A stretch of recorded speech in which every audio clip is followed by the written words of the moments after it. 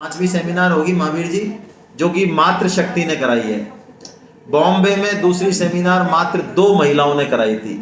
जयपुर में एक सेमिनार, कोटा में एक सेमिनार, और जो सेमिनार मात्र शक्ति ने कराई है वहां पर रहने की और खाने की व्यवस्था अल्टीमेट। और इनको तो साथ मिला। बॉम्बे में जो 2 थी उनके पति देवों ने दोनों ने पल्ला झाड़ लिया कि तुमने संकल्प लिया, तुम जानो, हमारा कोई लेना देना नहीं। और उनका फोन आया महीने वाला कि सर जगह नहीं मिल रही है, लोग जुड़ नहीं रहे, क्या करें। मैं कि भैया मेरे से क्या कहते हो, कृष्ण सीखो, कृष्ण सीखो।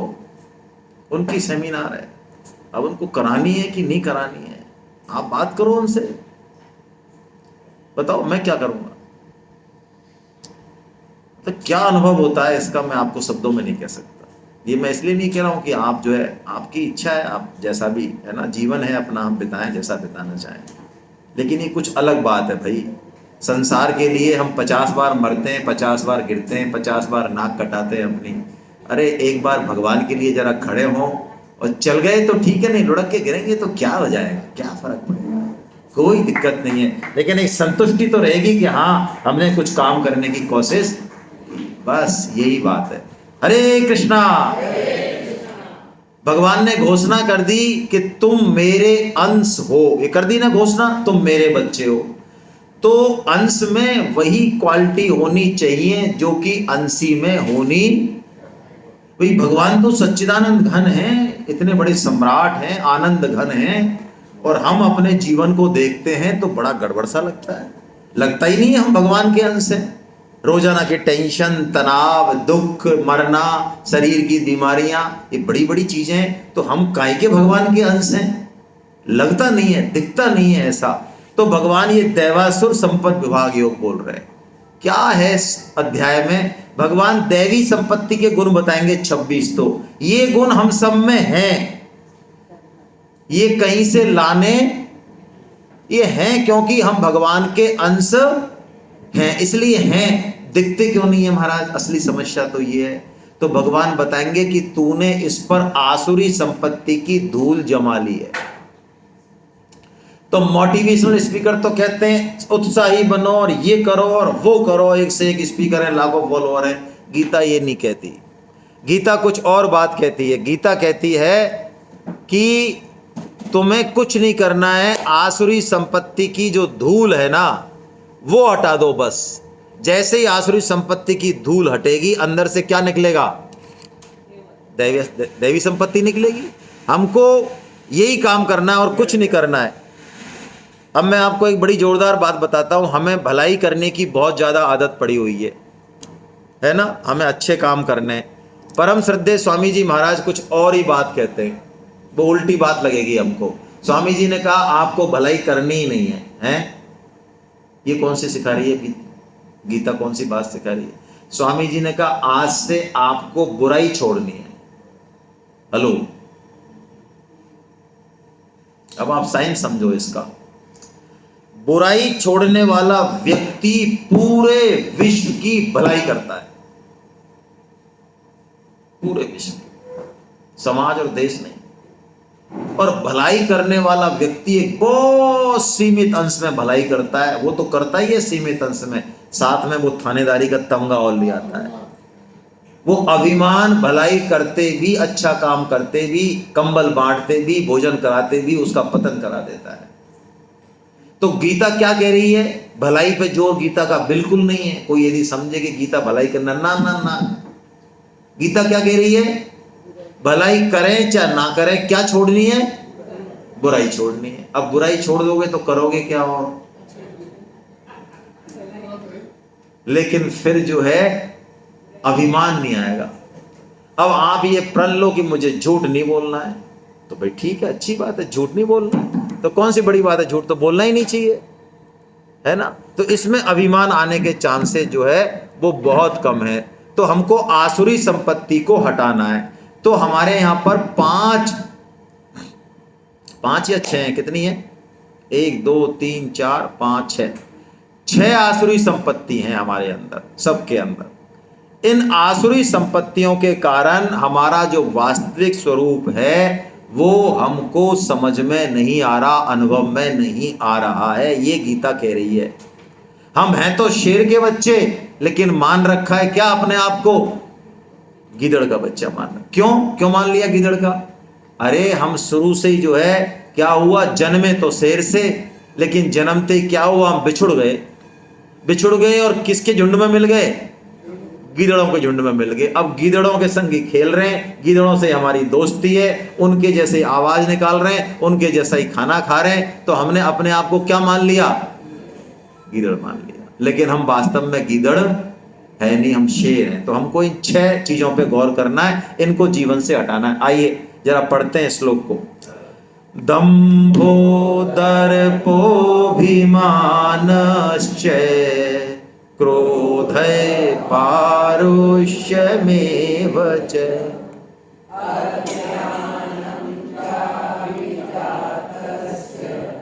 पार्थ संपदमासुरी। अरे पार्थ, ये 6 आसुरी संपत्ति हैं। दंभ, जैसा कि महावीर जी ने बताया, दंभ का मतलब है हम जैसे हैं वैसा व्यवहार ना करना, उल्टा व्यवहार करना। हम बुरे हैं तो बुरे की जगह हम अच्छा व्यवहार करें, ये भी दंभ है। और हम अच्छे हैं लेकिन अच्छे की जगह हम बुरा व्यवहार करें, ये भी दंभ है।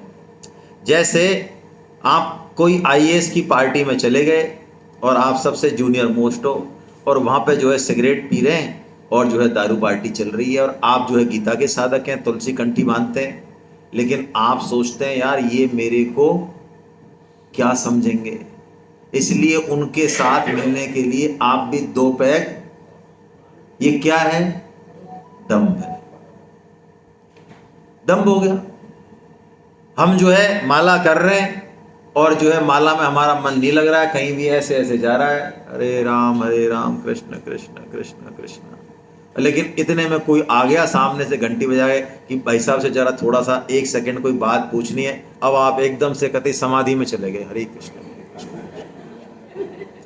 अब वो बेचारा खड़ा है आधे घंटे से, अब उसको जरा हाँ ना में एक जवाब दे दो तो वो बेचारा जाए अपना काम करे, लेकिन ये बाबा जी समाधि में चली गए।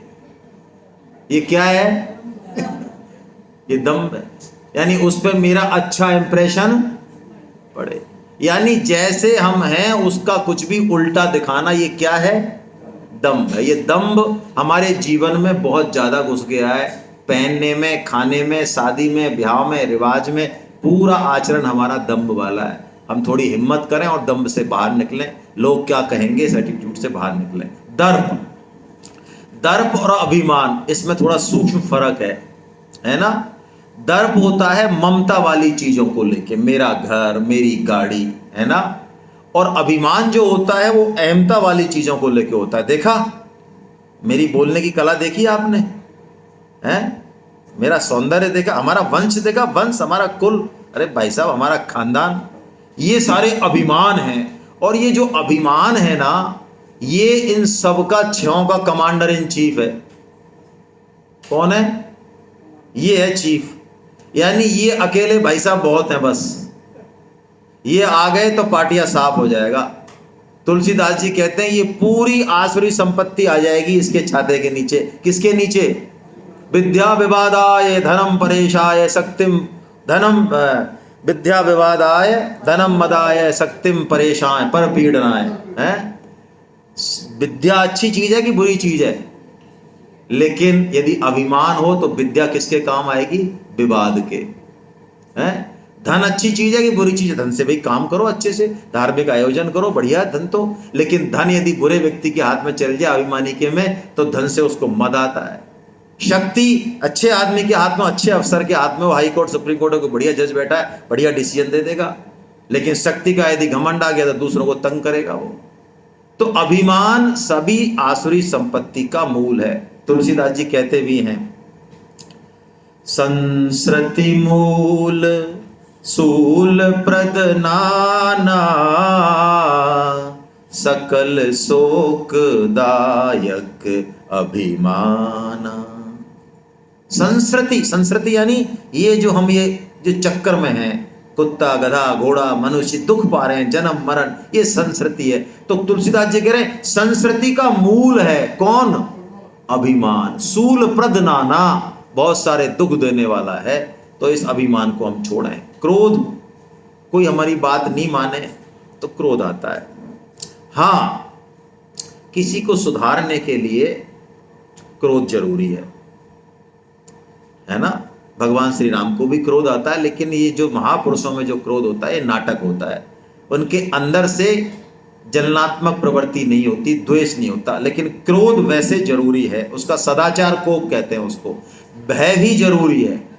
भय वैसे तो बहुत गलत चीज है, लेकिन भय का एक सदुपयोग भी है। जैसे मान लो किसी को कोई कहे, किसी सहेली को कि भाई चल जरा पिक्चर देख आते हैं, है ना। वो कहते नहीं भाई हम रात वाले शो में तो नहीं जाएंगे, हमारे पतिदेव आएंगे और है ना गड़बड़ है, हम नहीं जाएंगे, ऐसे 6 से 9 हम नहीं जाते हैं।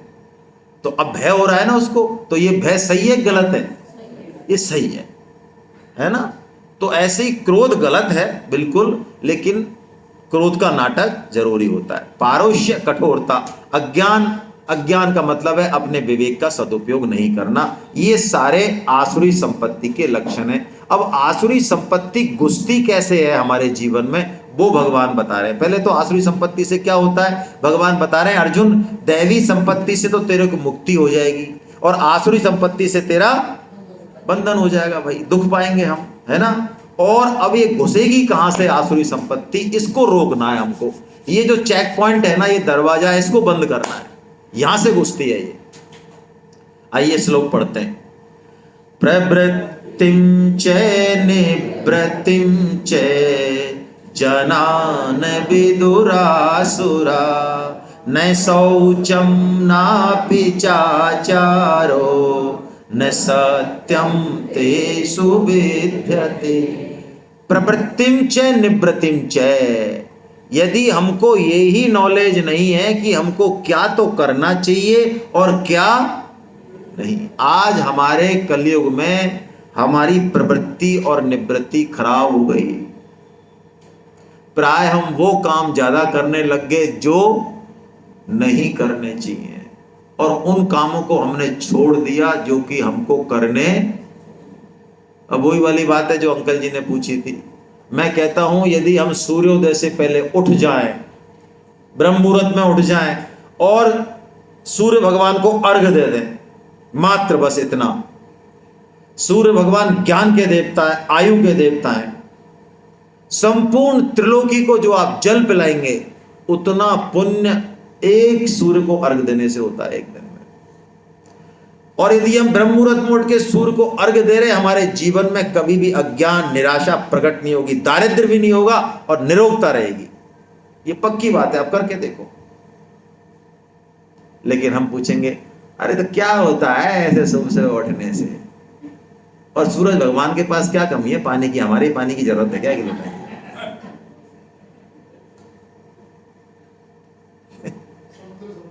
हाँ, तो प्रवृत्ति का मतलब है जीवन में क्या करना चाहिए, कर्तव्य क्या है। निवृत्ति का मतलब है किससे हमको दूर हटना है। ये चीज यदि हम ठीक कर लें तो हमारे यहां आसुरी संपत्ति एंटर नहीं होगी। आज बुरा मत मानना भाई, है ना। माता बहनों की मैंने खूब बड़ाई करी है, माफ कर देना। अब मैं कुछ और बात कह रहा हूं, है ना। इस कलयुग की एंट्री कराने में इनका बहुत बड़ा रोल है। आराम तलब है। ये जो मशीनी युग है, यंत्र है, ये आया था हमारी सुविधा के लिए, ये हमारी खोपड़ी पे चढ़ बैठा है। आज हम कोई भी अपने शरीर को जो है लगाना नहीं चाहते काम में, ज्यादा से ज्यादा सुख भोगी बना दिया इसका। और ये पक्की बात है, आप लिख के रख लो, आपको लगेगी तो बुरी। जितना शरीर को सुख देने की चाह है ना, उतना ही फोड़े होंगे इस शरीर में, उतना ही दुख फूटेगा इस शरीर में। काजू बादाम खा लो भले, ये मैं आपको बिल्कुल फैक्ट कह रहा हूं। और जिसने शरीर को कस के लगा दिया ना, उसका शरीर बिल्कुल कष्ट नहीं देगा एंड तक भी। अरे ये साइंस है, ये ऐसे हंसने की बात नहीं है ये। और भाई देखो, मैं एक चुटकुला सुना रहा था। कई समझदार आदमी होते हैं गाँवों में, वो कहते हैं साहब हमारे गांव में तो इलेक्शन एक बार में कभी हुए ही नहीं, हम तो जो है पीट पाट के भगा देते हैं पार्टियों को, तो हमारे 3-4 बार में होते हैं। तो भाई कई लोग कहने से मान लेते हैं, कई लोग शास्त्र से मान लेते हैं, और कई लोग जो है वो मानते ही नहीं है। तो उनको कौन समझाता है? वक्त समझाता है उनको। लेकिन वक्त जब समझाता है, जब हाथ में कुछ है।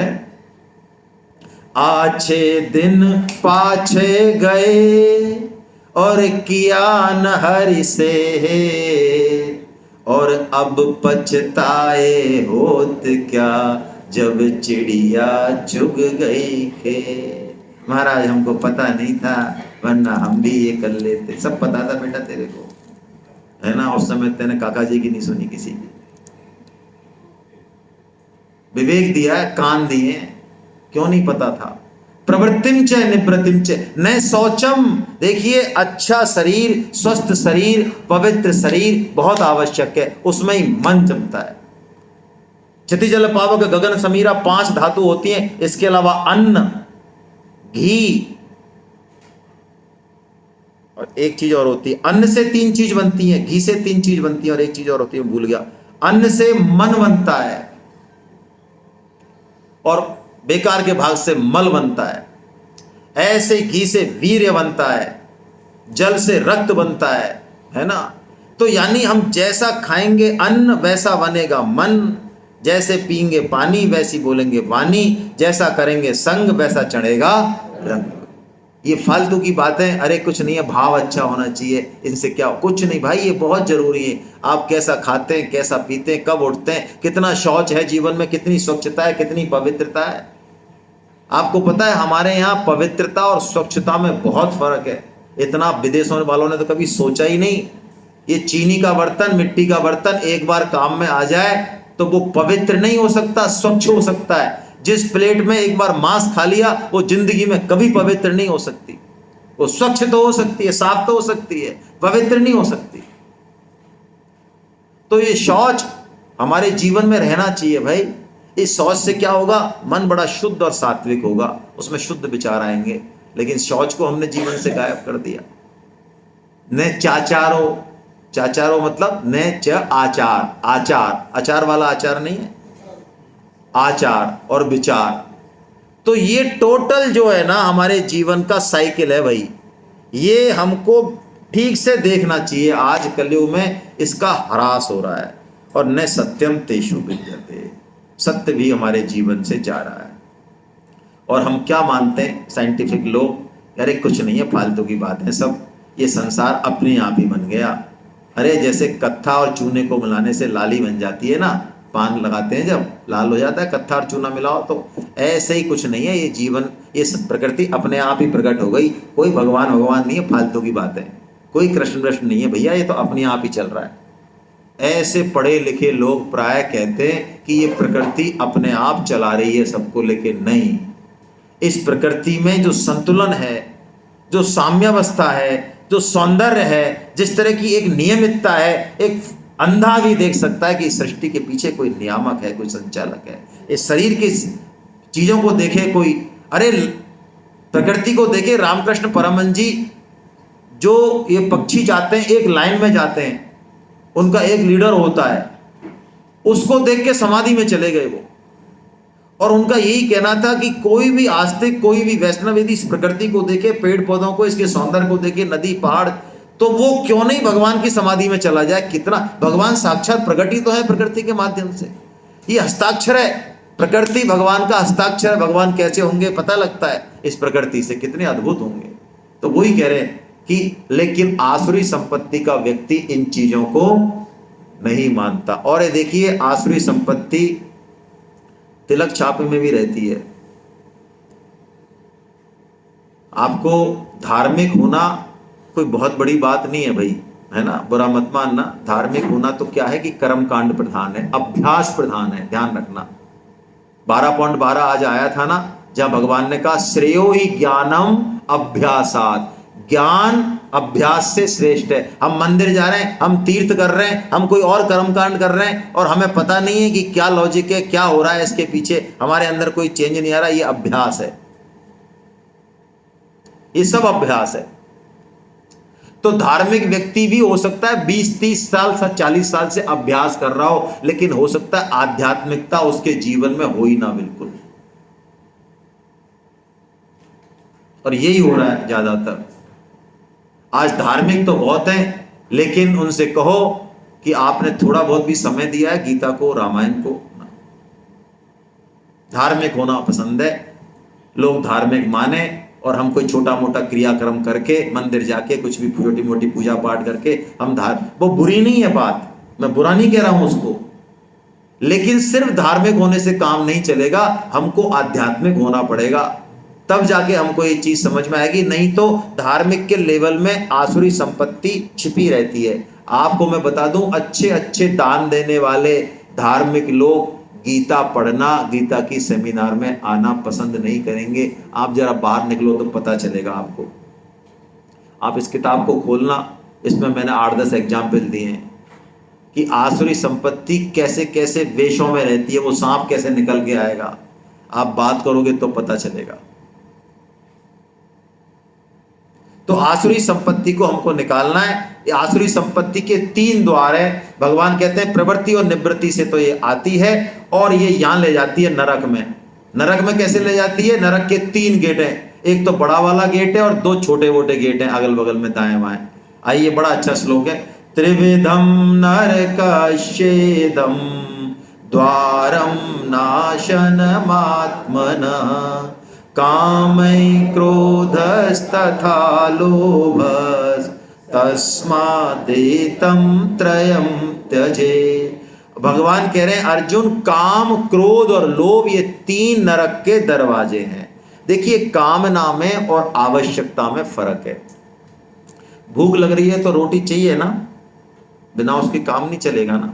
आपका काम ट्रैवलिंग का है तो आपको गाड़ी चाहिए भाई, बिजनेस बढ़ाना है आगे, है ना। बच्चे पढ़ रहे हैं, उनको कोचिंग चाहिए अच्छी।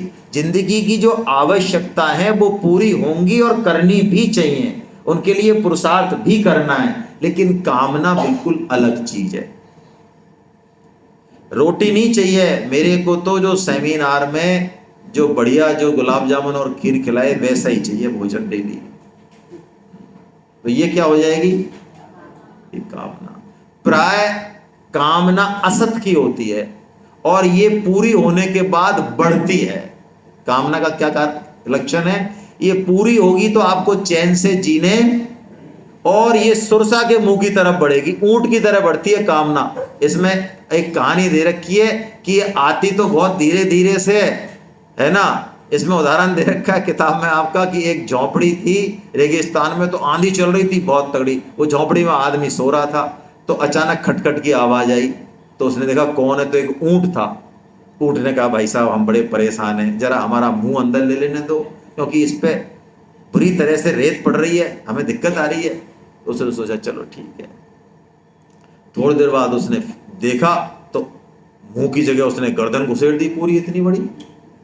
और थोड़ी देर बाद उसने फिर जो है क्या कहा कि भाई साहब आप सोई तो रहो, जरा खड़े हो जाओ, हाँ अभी हमारा आधा शरीर बाहर है। उसने 2 पैर डाल दिए अंदर, और अब की बार उसने कोई बहुत ज्यादा रिक्वेस्टिंग वे में नहीं कहा, पहले तो रिक्वेस्ट कर रहा था। और 2 पैर डालने के थोड़ी देर बाद तो वो भाई साहब ऊंट तो अंदर और आदमी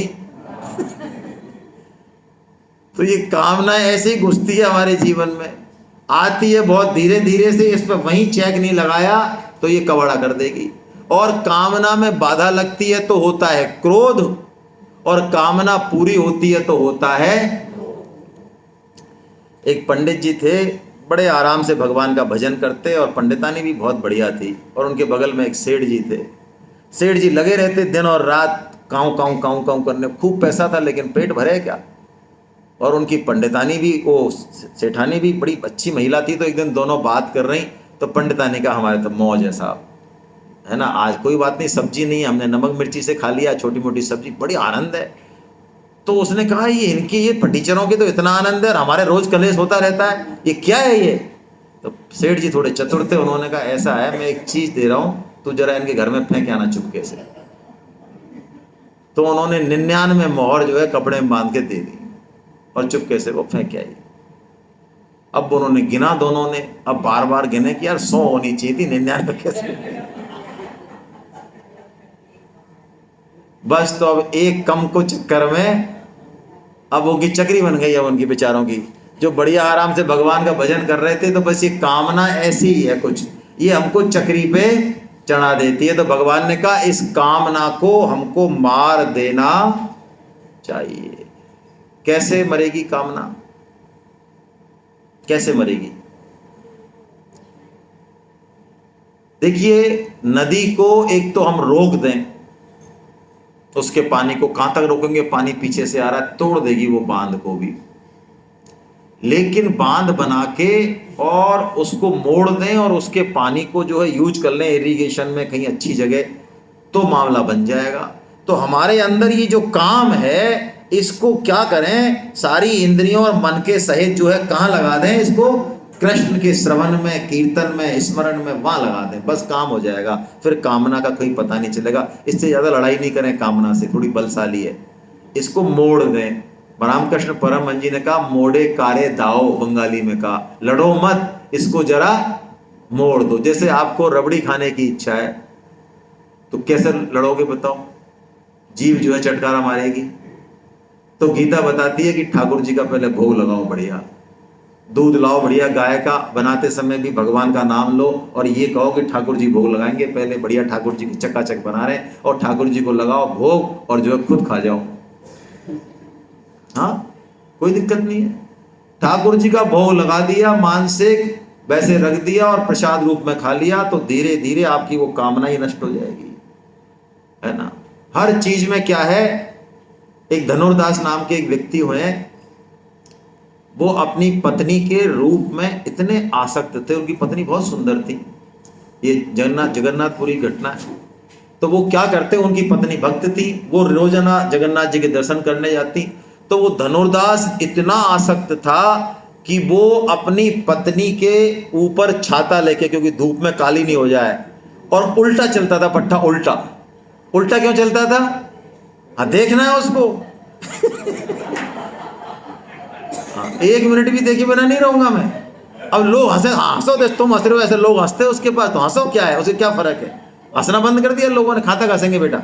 हम जैसे गीता प्रचार करने निकले और लोग आपसे, अच्छा आजकल तो, अच्छा गीता, अरे बेटा सब जानते हैं हम तेरे को। हाँ, तो कोई बात नहीं, जानता है तो ठीक है भाई, आजकल तो हम गीता में ही है, तो कहां तक कहेंगे, कहां तक हंसेंगे, हैं?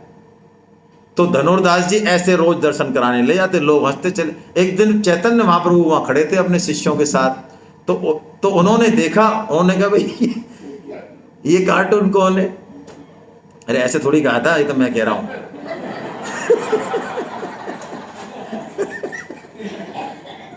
तो उनके भक्तों ने बताया कि साहब ये धनुर्दास जी हैं। धनुर्दास जी हैं तो क्या करते हैं कि साहब ये पत्नी जो है ना, ये ऐसे ही जाते हैं, पत्नी के बहुत आसक्त हैं, और उनका बुलाओ इसको। देखो, भक्तों की, भगवान की कृपा इन पे ज्यादा होती है। हाँ, तुरंत कह दिया नहीं, चैतन्य महाप्रभु किसी को घुसने नहीं देते, उनका बुलाओ इसको, धनुर्दास को। तो बुलाया, धनुर्दास जी से पूछा, अच्छा भाई तुम ये क्या करते हो? देखो महाराज आप कुछ कहना मत, हम जो है हम ऐसे ही जाएंगे, है ना। अच्छा, उन्होंने कहा आप क्यों जाते हो? साहब हम बिना पत्नी को देखे रह नहीं सकते, हमारी पत्नी बहुत सुंदर है। तो उन्होंने कहा, अच्छा यदि तुम्हारी पत्नी जैसा जो रूप है, इसका सैकड़ों गुना रूप हम आपको दिखा दें तो? आप फिर भाई साहब हमारे क्या लेना देना, हम तुम्हारी समझे। अरे यही है भाई, रूप की आसक्ति वाला यही तो, हमारा क्या लेना देना है फिर?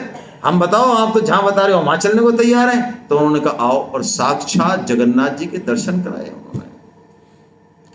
धनुर्दास जी महान भक्त हैं, और उनकी पत्नी जो हेमांबा, वो भी महान भक्ता हुई है। जब जगन्नाथ जी के चतुर्भुज रूप का, ऐश्वर्य का दर्शन किया, तो हो धनुर्दास जी एकदम से चेंज हो गए। यानी कामना को नष्ट करने का क्या उपाय है कि हम अपने मन, बुद्धि, इंद्रियों को कहां ले जाएं? भगवान की तरफ। अब भगवान एक बहुत बढ़िया बात कह रहे हैं, बहुत अच्छी बात कह रहे हैं। हम कहते हैं ना कि हमें शास्त्रों की बात मानने की क्या जरूरत है? जरूरत है। भगवान क्या कह रहे हैं, देखिए, मनमाना आचरण नहीं करें, है ना। मनमुखी नहीं बोले, मनमुखी नहीं आचरण करें, गुरुमुखी करें, है ना। क्या कह रहे हैं? ये शास्त्र विधि मुत्सृज्य वर्तते काम कारत न स सिद्धिमवाप्नोति न सुखम न पराम। जो काम कारता यानी अपने मन के अनुसार चल रहा है, हम प्राय सब मनमाना आचरण करते हैं, इसीलिए हमारे जीवन में ठाकुर जी कह रहे हैं ना तो सिद्धि होगी, ना सुख होगा, और न ही हमारी अच्छी, यदि मन बुद्धि के अनुसार चले तो कैसे चलना है? भगवान कह रहे हैं शास्त्र विधि, शास्त्र विधिम उत्सृज्य, शास्त्र विधि को तो छोड़ दिया और कैसे चल रहे हैं? मन माने। और तो महाराज कैसे चले? तो भगवान ने कहा देख, चलने निचलने में यानी कर्तव्य अकर्तव्य में शास्त्र ही प्रमाण है। ओहो, तस्मात् शास्त्रम प्रमाणम ते कार्य व्यवस्थितो ज्ञात्वा शास्त्र विधानोक्तम कर्म कर तू मिहारसी। अरे कर्तव्य अकर्तव्य की व्यवस्था में शास्त्र ही प्रमाण है। बस यदि शास्त्र कह दे ये काम करना है तो करना है, मन नहीं कह रहा है, नहीं मन नहीं, शास्त्र के अनुसार चलेंगे। यदि मन ये कह रहा है कि यार गीता पढ़ने से क्या होगा, हमको तो कोई डायरेक्ट कनेक्शन दिख नहीं रहा है, आखिर हम IIT की तैयारी कर रहे हैं, बताओ गीता से क्या लाभ होगा, लेकिन शास्त्र कह रहा है कि नहीं लाभ होगा, तो मान ले होगा। बस शास्त्र कह रहा है श्राद्ध तर्पण करना चाहिए तो करना चाहिए भाई। अब दिमाग मत लगाओ कि वो तो गए पता नहीं कौन सी योनि में होंगे और यहां से जो हम देंगे तो वहां तक कैसे पहुंचेगा, 50 तरह की बातें बनाने की जरूरत नहीं है। अरे हम उनके नहीं हुए जिनसे हमने शरीर लिया है, हमसे बड़ा कृतज्ञ कौन होगा। और श्राद्ध तर्पण अवश्यमेव करना ही चाहिए। और बहुत मजे की बात बता रहा हूं मैं, आपके कोई क्वेश्चन हो तो पूछ लेना, आप करना ही चाहिए श्राद्ध तर्पण। नहीं करते हैं तो आप मानिए हमारे मैक्सिमम घरों में पितृदोष होता है 80%, और वो बहुत तंग करता है। हाँ लेकिन एक बात है, बड़ा बाईपास सर्जरी है एक बहुत बढ़िया, क्योंकि कई बार हमारी आजकल की जो सिस्टम है इसकी ब्याह उससे और उसका ब्याह, सारा ही सिस्टम गड़बड़ हो रहा है। तो जो वर्ण संकरता हो जाती है तो उसका श्राद्ध तर्पण पितर एक्सेप्ट नहीं करते। यदि आप वर्णाश्रम को फॉलो नहीं करोगे, अब ठीक है उसके कारण आप 50 गिनाओ साहब, फलाना है ढिकाना, मैं शास्त्र की बात कर रहा हूं, पालन करना संभव है नहीं है क्या, मैं उसकी बात नहीं कर रहा हूं, उस पर भी हालांकि बहस हो सकती है, लेकिन मैं उसकी बात नहीं कर रहा हूं, समय की कमी। मैं ये कह रहा हूं मान लो वर्ण संकरता हो गई है और पाटिया साफ हो गया, कनेक्शन कट गया ब्रांच का, तो अब क्या करेंगे पितर? तो एक बाईपास सर्जरी है, और या फिर हमने श्राद्ध तर्पण हमें तो आता ही नहीं, हमने किया ही नहीं, हमें किसी ने बताया ही नहीं। तो एक बाईपास सर्जरी क्या है कि सबके मूल जो है भगवान श्री कृष्ण है, जड़ वही है। तो यदि कोई श्री कृष्ण की भक्ति करे निष्काम भाव से, उनकी आज्ञा का पालन करे, तो उस पर किसी तरह का कोई ऋण बाकी नहीं रहता, ना तो देव ऋण, ना ऋषि ऋण, ना पितर ऋण, ना भूत, कुछ ऋण बाकी नहीं रहता, सब उतर जाता है।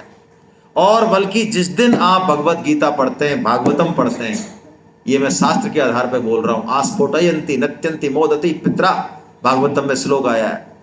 आपके पितर जो बहुत समय से जो है दुख पा रहे हैं, भोग रहे हैं अपने आप को, वो नाचते हैं जिस दिन आप भगवत गीता पढ़ने का संकल्प करते हैं, वो नाचते कूदते हैं कि अरे हमको तारने वाला भक्त आ गया, क्योंकि इससे भगवान का ज्ञान यज्ञ होता है, भगवान की पूजा होती है गीता पढ़ने से। आप 18.70 देख लेना, हम लेंगे भी। ये जो हम बैठे हैं 2 दिन से, कोई ऐसा नहीं है कि ये फालतू का काम है, ना ना भाई, ये बड़े से बड़े परोपकार से जो आप सोच सकते हैं, आप इसको सुने बिल्कुल। आपने जो भी परोपकार अब तक किया है संसार में, जितने भी परोपकार हुए बड़े से बड़े, आपने अन्नदान, महादान, अब है ना शिक्षा दान, जो भी बड़े से बड़ा अच्छा काम किया समाज और देश के लिए, वो सब द्रव्यमय यज्ञ है। सब जितने भी परोपकार होते आए वो सब कितने हैं? द्रव्य। आपने सारे ही कर लिए, आप इतने बड़े सक्षम हो। जितने भी द्रव्यमय यज्ञ हैं उनसे ज्ञान यज्ञ श्रेष्ठ है, और ज्ञान यज्ञों में भी सबसे ऊंचा ज्ञान यज्ञ भगवान कहते हैं गीता का अध्ययन, उससे मैं ज्ञान यज्ञ के द्वारा पूजित होता हूं। ये 18.70 है। तो 2 दिन हमने भाई फालतू खराब नहीं किए हैं। तो ये जो कर्तव्य है ये हमको करने ही चाहिए। हरे कृष्णा।